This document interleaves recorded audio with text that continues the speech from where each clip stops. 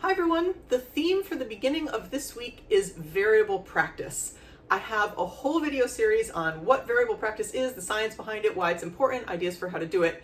But in a nutshell, if we try to do things the same way every time, if we try to do exact repetitions all the time, or if we try to play things the one perfect way and we try to just recreate the same way of playing something over and over, it's not as effective as if we vary how we're playing something. We don't learn it as quickly, we don't learn it as durably. The reason for this is when you introduce variation and variability into how you're practicing something, you develop a more flexible, broader version of the skill that then holds up better under pressure. So for the next couple of days, I'm going to give you some of my favorite ideas for how to do this. Today's idea is to play a phrase using a variety of different emotional intentions. So to give a very simple example, if you have a phrase that's supposed to be very happy and joyful, I want you to try playing it like it's supposed to be sad or angry or some different emotion.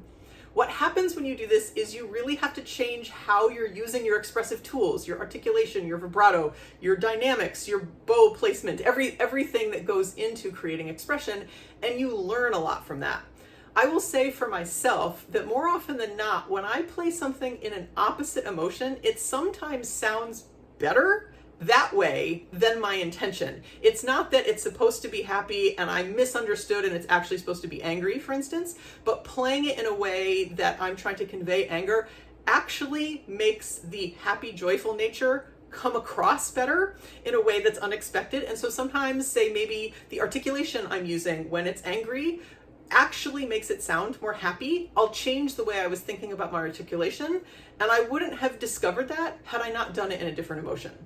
So your idea for today, pick a passage, play it in the intended emotion, and then try out a bunch of different emotions. As always, I'll put in a video of myself doing this so you can see what it could look like. Okay, like I said in the explanation video, this is one of my favorite things to do with variable practice is the different emotions. So I always start with the intended emotion. So I'm going to play the opening of one of the sonatas I'm preparing for my performances coming up. And the opening of this is very fiery, is very fierce, is very passionate. To me, it has some anger in it as well. So here's the opening. I played this in one of my other videos too.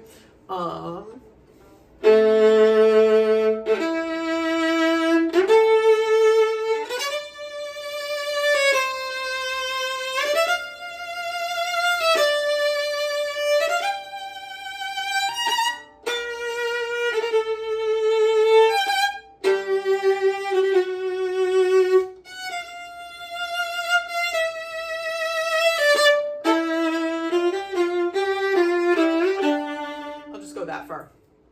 Okay, so now different emotions. I love to do opposite emotions. So I'm going to make this sound very happy and just joyful now, which I don't think it is, but I'm going to try to bring that character across and see how it feels, see how it changes things.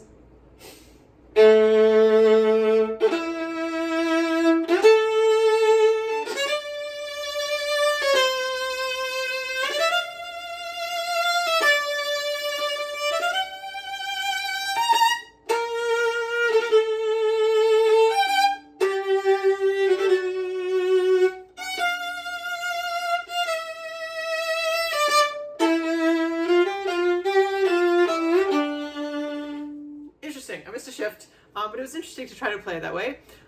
Okay, this time I'm gonna try to play it like very tragic, very, very sad. No, that wasn't quite sad, that was still mad.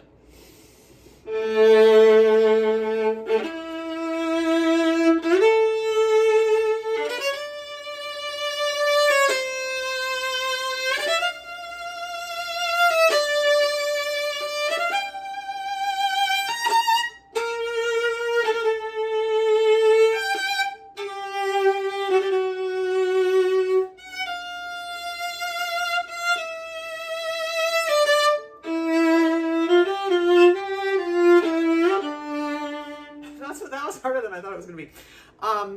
So this is how I do it. I pick different emotions. I find that the Karen Tuttle emotion list, which violists will know what I'm talking about, Everyone else, I'll put a screenshot in here for you. I find the Karen Tuttle emotion list really helpful. I just like pick some random ones on there and try to do it. I always learn things about this, about whatever I'm playing by doing this, and sometimes I change how I'm thinking about the passage to get it to come across more like what I'm actually intending. So try this out. I think you'll find it a lot of fun.